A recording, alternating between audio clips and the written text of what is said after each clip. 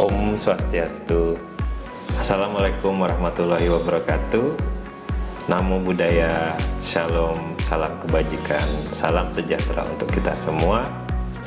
Perkenalkan, saya Putu Santiawan Prabawa. Saya dosen tetap di program studi agroteknologi Fakultas Pertanian dan Teknik Universitas Panji Sakti Singaraja. Pada kesempatan ini, izinkan saya untuk menyampaikan pernyataan diri dosen dalam unjuk kerja Tridharma Perguruan Tinggi atau PDD UKT-PT pada bidang pengajaran. Saya merupakan dosen pengampu mata kuliah dasar-dasar pemuliaan tanaman. Pada kesempatan ini, saya akan menjelaskan tentang beberapa aspek yang telah saya laksanakan pada pembelajaran mata kuliah dasar-dasar pemuliaan tanaman. Adapun aspek-aspek tersebut meliputi aspek delivery, interaction, dan assessment atau disingkat DIA. Penjelasan tersebut akan saya jelaskan berdasarkan beberapa poin, yaitu penjelasan mengenai deskripsi mata kuliah, capaian pembelajaran mata kuliah, metode pembelajaran, dan sistem penilaiannya. Adapun deskripsi mata kuliah dasar-dasar pemuliaan tanaman ini dengan kode mata kuliah KBI 518 merupakan mata kuliah wajib yang harus diambil oleh mahasiswa program studi agroteknologi. Adapun bobot SKS dari kegiatan pembelajaran ini yaitu 3 SKS dengan rincian 2 SKS teori dan 1 SKS praktikum. Mata kuliah dasar-dasar pemulihaan tanaman ini diterima oleh mahasiswa semester 3. Deskripsi mata kuliahnya yaitu membahas tentang metode dasar pemulihaan tanaman, genetika sebagai dasar pemuliaan, prinsip-prinsip pemulihaan tanaman, keragaman genetik dan pusat keragaman tanaman, berkembang biakan tanaman dan hubungannya dengan pemulihaan tanaman, metode pemulihaan tanaman menyerbuk sendiri, metode pemulihaan tanaman menyerbuk silang, serta metode pemulihaan tanaman berkembangbiakan secara vegetatif, dan pemahaman tentang pelepasan varietas dan perlindungan varietas tanaman. Dalam melaksanakan atau mengikuti mata kuliah dasar-dasar pemulihaan tanaman ini, mahasiswa diharapkan mencapai capaian pembelajaran mata kuliah atau CPMK yang terdiri atas 5 CPMK, yaitu yang pertama, mahasiswa mampu menunjukkan sikap bertanggung jawab atas pekerjaan di bidang keahliannya secara mandiri sebagai calon konsultan dan entrepreneur bidang pertanian. Yang kedua, mahasiswa mampu memahami dan menjelaskan pengertian dan program baku pemulihaan tanaman serta tahapan proses pemulihaan tanaman. Ketiga, mahasiswa memahami dan menguasai teknik dasar pemulihaan tanaman pada tanaman menyerbuk sendiri, tanaman menyerbuk silang, dan tanaman yang berkembang biak secara vegetatif. Keempat, mahasiswa mampu dan memahami serta menjelaskan pemanfaatan bioteknologi dalam menunjang pemulihaan tanaman. Serta yang kelima, mahasiswa memahami dan menjelaskan apa itu pelepasan varietas dan juga perlindungan varietas tanaman.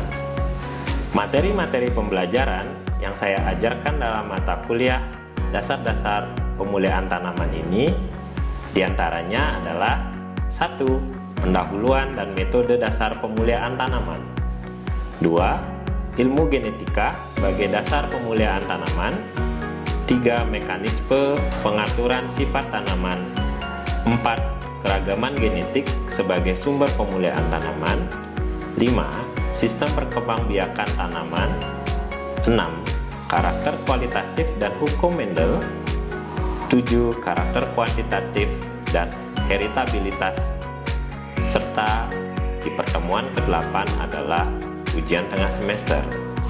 Selanjutnya, setelah ujian tengah semester, diberikan beberapa materi pembelajaran, yaitu pemulihaan tanaman pada tanaman menyerbuk sendiri, pemuliaan tanaman pada tanaman menyerbuk silang, seleksi dan kemajuan seleksi, pemuliaan pada tanaman berkembang biak secara vegetatif, bioteknologi dalam pemulihan tanaman, adaptasi dan stabilitas tanaman, pelepasan dan perlindungan varietas, serta terakhir ujian akhir semester pada pertemuan ke-16. Ke-14 materi pembelajaran yang telah saya sebutkan tadi disampaikan dalam 16 minggu pertemuan tatap muka, yang mana materi ini telah disusun sesuai dengan RPS. Kegiatan pembelajaran mata kuliah dasar-dasar pemulihan tanaman dibagi atas tatap muka teori dan juga tatap muka praktikum. Dalam pelaksanaan perkuliahan, tatap muka teori didukung dengan beberapa buku referensi utama, yaitu buku Teknik Pemulihan Tanaman yang disusun oleh Muhammad Syukur dan kawan-kawan, Dasar-dasar Pemulihan Tanaman yang disusun oleh Mangundi Joyo, serta untuk kegiatan praktikum didukung juga dengan modul praktikum Dasar-dasar Pemulihan Tanaman yang disusun oleh dosen pengampu mata kuliah Dasar-dasar Pemulihan Tanaman di program studi agroteknologi Fakultas Pertanian dan Teknik Universitas Panji Sakti. Mode pembelajaran yang diterapkan pada perkuliahan ini yaitu Project Based Learning atau PJBL. Model pembelajaran ini dipilih selain karena mata kuliah dasar-dasar pemulihan tanaman merupakan mata kuliah yang memiliki praktikum di dalamnya. Metode ini juga merupakan metode pembelajaran yang berpusat pada mahasiswa, sehingga mahasiswa mampu bereksplorasi kemampuannya dalam mengkaji permasalahan di bidang pemulihan tanaman dan mencari pemecahan masalahnya sehingga pembelajaran menjadi lebih bermakna.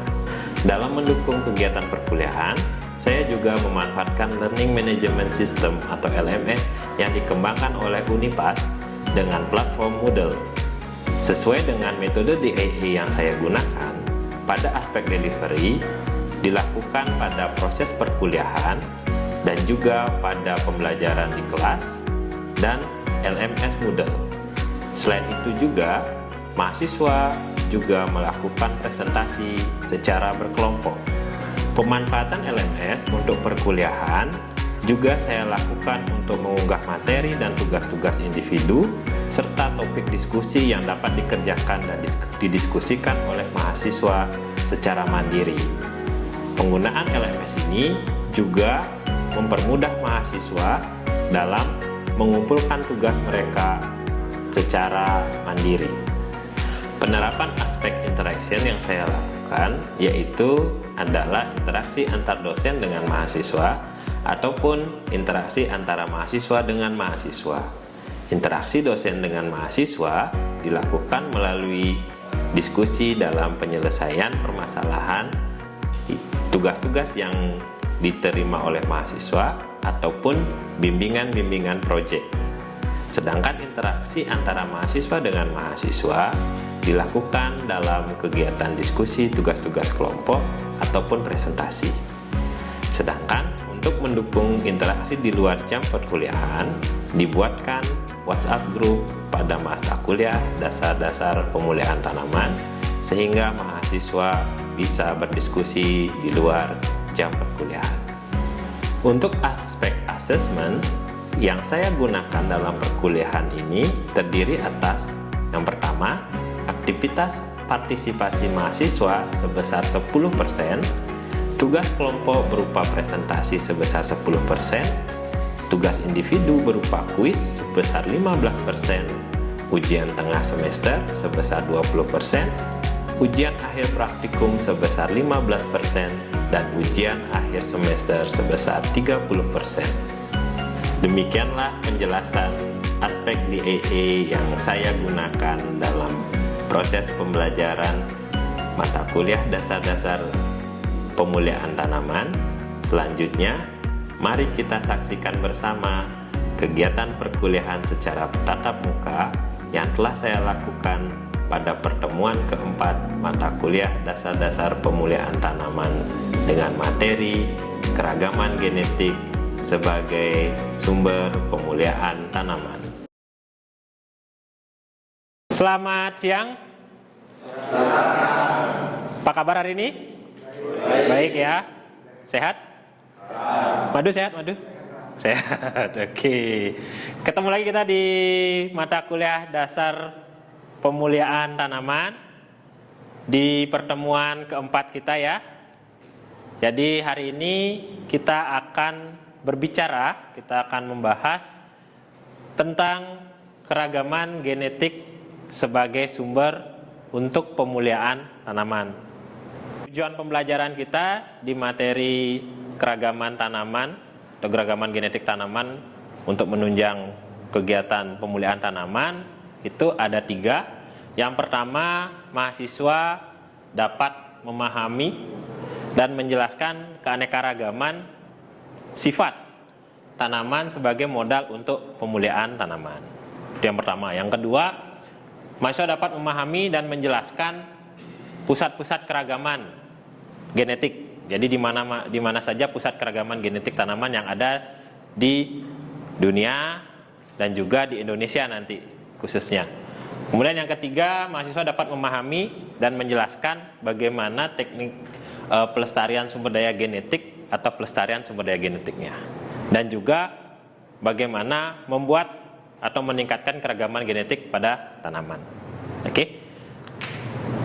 Selanjutnya, nah sebelum kita lanjut ke materi kita refresh dulu terkait dengan program baku dari pemulihaan tanaman. Di sini sudah sempat saya jelaskan di pendahuluan kemarin ya. Itu ada 5 program baku pemulihaan tanaman secara umum. Ini agar kalian terus ingat. Yang pertama itu penentuan tujuan dulu pastinya. Jadi menentukan tujuan, ada tujuan jangka pendek, tujuan jangka panjang gitu. Nah, kemudian setelah menentukan tujuan, baru kemudian kita meningkatkan keragaman genetiknya. Jadi penyediaan materi pemuliaan itu caranya adalah meningkatkan keragaman genetik. Jadi di pertemuan hari ini, pertemuan keempat ini kita meningkatkan keragaman genetik itu bagaimana caranya dan di mana saja kita bisa dapatkan keragaman genetik. Nah, kemudian setelah sudah ada keragaman genetik, baru kita lakukan seleksi, pilih mana yang bagus, mana yang kurang bagus, dikesampingkan dulu, nanti kita bikin lagi. Gitu. Kemudian setelah itu baru pengujian genotip. Diuji genotipnya atau varietasnya, mana yang akan selanjutnya menjadi varietas harapan atau galur harapan. Setelah itu baru dilepas varietasnya. Gitu. Jadi ini kelima program pemuliaan tanaman. Nah, untuk selanjutnya materi keragaman genetik. Sebelum masuk ke keragaman genetik, apakah itu keragaman genetik? Nah, kira-kira ada yang bisa menjawab? Apa itu keragaman genetik? Ada lagi? Oke, Mentari ya. Silakan, Mentari. Itu adalah perbedaan DNA antar individu atau perbedaan DNA antar populasi. Oke, perbedaan DNA antar individu dan perbedaan DNA antar populasinya. Oke, kita cross check dulu jawabannya, benar nggak? Ya, ini dia. Jadi keragaman genetik itu adalah suatu variasi biologis. Variasi biologis yang terjadi dalam suatu spesies ya, atau populasi. Nah, itu tadi. Jadi keragaman biologisnya itu ya DNA-nya kan gitu ya. DNA-nya yang terjadi dalam suatu spesies antar individu atau dalam satu populasi atau antar populasi gitu. Nah, keragaman genetik ini disebabkan oleh adanya perbedaan DNA antar individu dan antar populasi. Nah, inilah jawabannya Mentari tadi. Gitu. Kemudian bagaimana cara mengetahui keragamannya? Ini ada beberapa cara mengetahui keragaman. Karena keragaman itu ada 3. Keragaman genetik, keragaman lingkungan, dan keragaman fenotip. Untuk keragaman genetik, kita bisa mengetahuinya dengan menguji satu varietas tanaman atau satu genotip tanaman pada beberapa kondisi lingkungan. Kemudian kalau keragaman lingkungan bagaimana Pak? Kalau keragaman lingkungan itu biasanya ketika suatu genotip itu diuji atau ditaruh di beberapa tempat, atau ditaruh di satu tempat maksud saya, ditaruh di satu tempat, itu biasanya akan menunjukkan pertumbuhan atau penampakan morfologi yang berbeda. Nah itu biasanya disebabkan oleh suatu lingkungan. Jadi pada lingkungan yang berbeda ditanam dia di lingkungan yang berbeda, nanti dia akan menunjukkan perubahan atau ada morfologi yang tidak sama. Nah itu karena ada variasi atau keragaman lingkungan. Nah kalau keragaman fenotip seperti apa? Nah itu ketika dia ditaruh atau ditanam di lingkungan yang berbeda dengan genotip yang berbeda, dia akan menunjukkan pertumbuhan atau morfologi juga yang berbeda. Nah, seperti itu. Jadi itulah 3 cara kita melihat bagaimana keragaman pada suatu tanaman. Oke. Selanjutnya, nah, untuk meningkatkan keragaman, kira-kira menurut saudara-saudara di sini, bagaimana cara meningkatkan keragaman genetik itu? Oke. Heri, silakan Heri. Menurut pendapat saya, untuk meningkatkan keragaman dapat dengan melakukan eksplorasi dan persilangan tanaman. Oke, dengan eksplorasi dan persilangan tanaman, ada yang mau menambahkan mungkin? Oke, Adit? Mutasi gen ya? Oke, bisa. Dari Heri dan juga dari Adit ya, bahwa ada beberapa metode dari peningkatan keragaman genetik ini.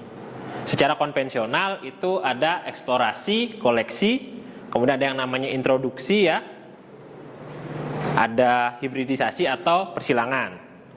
Nah, untuk modernnya itu bisa menggunakan induksi atau melakukan rekayasa genetika atau rekayasa DNA. Kemudian bisa juga dengan mutasi secara kromosom atau mutasi genetiknya. Gitu. Ini adalah teknik dari untuk meningkatkan keragaman genetik ketika keragaman genetik dalam suatu populasi itu masih rendah. Nah, kemudian apa itu macam-macam dari peningkatan keragaman genetik ini? Yang pertama yang saya akan jelaskan itu adalah tentang eksplorasi dan koleksi. Nah, untuk kegiatan eksplorasi dan koleksi plasma nutfah, jadi kita menyebutnya adalah plasma nutfah ya. Sumber dari keragaman genetik itu kita sebutnya plasma nutfah. Itu adalah dengan mencari. Jadi mencari ke alam liar ya, atau ke daerah-daerah yang memang menjadi daerah dari pengembangan suatu keragaman genetik dari tanaman itu. Kemudian setelah kita mencari, selanjutnya kita mengumpulkan bahan-bahan atau tanaman-tanaman yang akan kita gunakan sebagai bahan pemuliaan. Ini bisa dilakukan di dalam negeri, di lokal, di sekitar kita, atau bisa juga ke daerah luar, jadi ke luar negeri gitu misalnya. Seperti misalnya kita ingin tahu padi lebih jauh, kita bisa ke India, karena di India salah satu pusat dari keragaman padi gitu misalnya. Nah, untuk itu baru dilakukan pengumpulan tadi, dikoleksi, dibawa ke tempat yang akan kita lakukan pemuliaan selanjutnya. Oke, kira-kira ada pertanyaan? Ya, Nengah, apa yang mau ditanyakan Nengah? Mungkin sebelum lanjut ke materi di bagian eksplorasi ini, Tiang mau nanya bagaimana cara mengetahui keragaman tanaman dalam melakukan eksplorasi.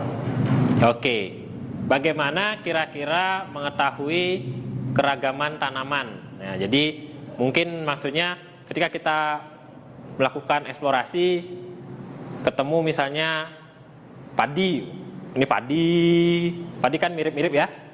Jadi kira-kira bagaimana kita menentukan tanaman itu apakah dia terjadi keragaman atau sama gitu. Nah,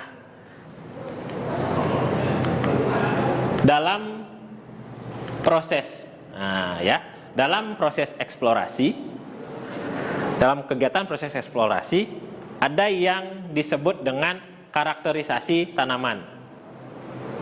Karakterisasi tanaman.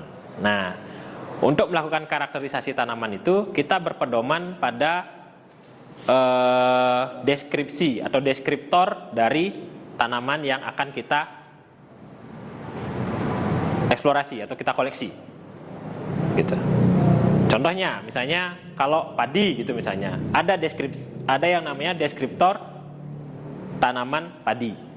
Nanti di situ terlihat kira-kira seperti daunnya, bentuknya seperti apa, kemudian warnanya seperti apa, warna gabahnya bagaimana, warna berasnya bagaimana. Nah, kemudian kalau di sini saya contohkan pada eksplorasi tanaman talas di Kabupaten Buleleng yang saya lakukan bersama dengan tim peneliti waktu itu, teman-teman peneliti, dosen dan mahasiswa di program studi kita di agroteknologi. Nah, itu dilakukan di tahun 2020. Saya melakukan eksplorasi talas di Kabupaten Buleleng dan membawa itu tadi bahan atau alat karakterisasi tanaman dengan deskriptor tanaman talas. Nah, di sini kegiatan ini contohnya ini yang saya temukan. Salah satunya di Desa Wonogiri, itu di Desa Wonogiri saja ada 5 jenis talas yang berbeda. Di sini terlihat ada warnanya putih, kemudian ada warnanya agak kekuningan, ada yang keorenan, lebih orange begitu. Nah, itu untuk membedakannya biar tahu apakah ini sama atau beda ya saya menggunakan itu tadi deskriptor dari talas. Begitu juga tanaman-tanaman lain ada deskriptornya. Begitu. Itu kira-kira ya, tengah ya. Oke. Selanjutnya berikut adalah kerjasama internasional dalam pelestarian sumber daya genetik ya dari tanaman. Beberapa jenis tanaman yang merupakan tanaman pangan utama. Nah, di sini ada beberapa contohnya. Yang pertama itu ada yang namanya International Rice Research Institute di Filipina ya, di Los Banos, Filipina tempatnya. Ini adalah pusat dari plasma nutfah tanaman padi. Jadi tanaman padi di seluruh dunia itu dikumpulkan di International Rice Research Institute ini. Selanjutnya, untuk lebih memperdalam lagi pengetahuan dan juga pemahaman saudara-saudari di sini dalam memahami keragaman genetik, ada satu tugas, ada proyek yang akan teman-teman lakukan. Jadi dalam proyek ini nanti setelah ini silakan teman-teman membentuk di 2 grup ya, di sini grup kanan dan grup kiri, kanan saya dan kiri saya. Silakan membentuk grup ya, melingkar. Kemudian nanti di grup kanan, grup A, itu nanti membuat perencanaan terkait dengan eksplorasi dan koleksi sumber daya genetik tanaman pangan. Tanaman pangan ya, boleh misalnya padi atau tanaman pangan pendukung, silakan nanti didiskusikan bersama. Yang di sebelah kiri saya, kelompok B, silakan nanti mendiskusikan keragaman eksplorasi dan koleksi sumber daya genetik tanaman hortikultura. Silakan tanaman hortikultura yang mendukung dari program pemulihan tanaman. Kira-kira tanaman hortikultura apa yang sedang atau bagus untuk dikembangkan ke depannya.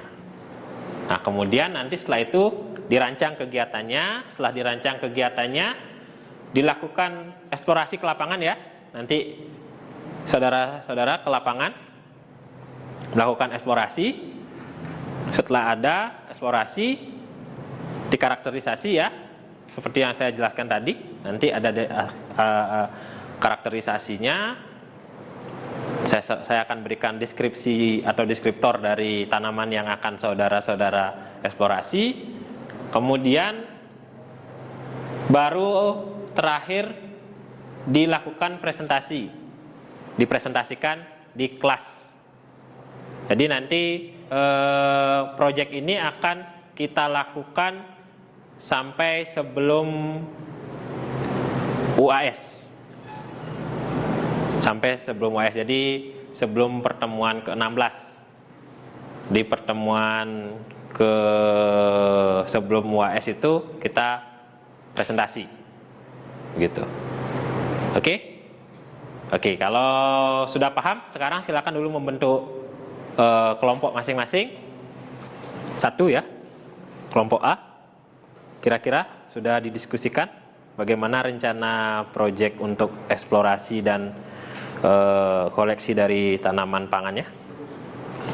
Sudah. Oke. Bagaimana rencananya, Nengah? Mungkin rencana dari kelompok kami. Kelompok kami kan mendapatkan tugas eksplorasi dan koleksi sumber daya genetik tanaman pangan. Mungkin yang akan kami ambil di beberapa daerah yang ada di Kabupaten Buleleng, tanaman pangan, talas dan uwi. Tanaman talas mungkin di daerah Kecamatan Sawan, Desa Sangsit, terus ada juga di Kecamatan Sukesade.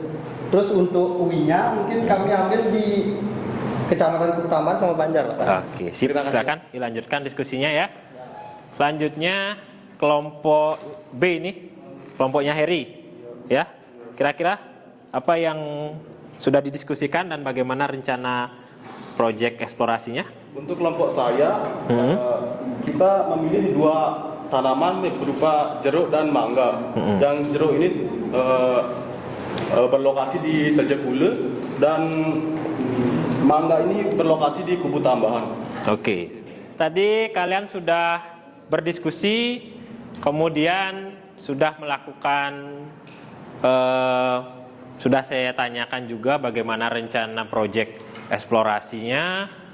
Di kelompoknya Nengah, kelompok A ya, tadi sudah merencanakan kegiatan eksplorasi di tanaman talas dan juga tanaman uwi sebagai pengganti nasi. Nanti bisa diperdalam lagi ya dalam tugasnya. Kemudian di kelompoknya Heri tadi, kelompok B itu menjelaskan tentang kegiatan eksplorasi tanaman hortikultura, yaitu tanaman mangga dan juga tanaman jeruk.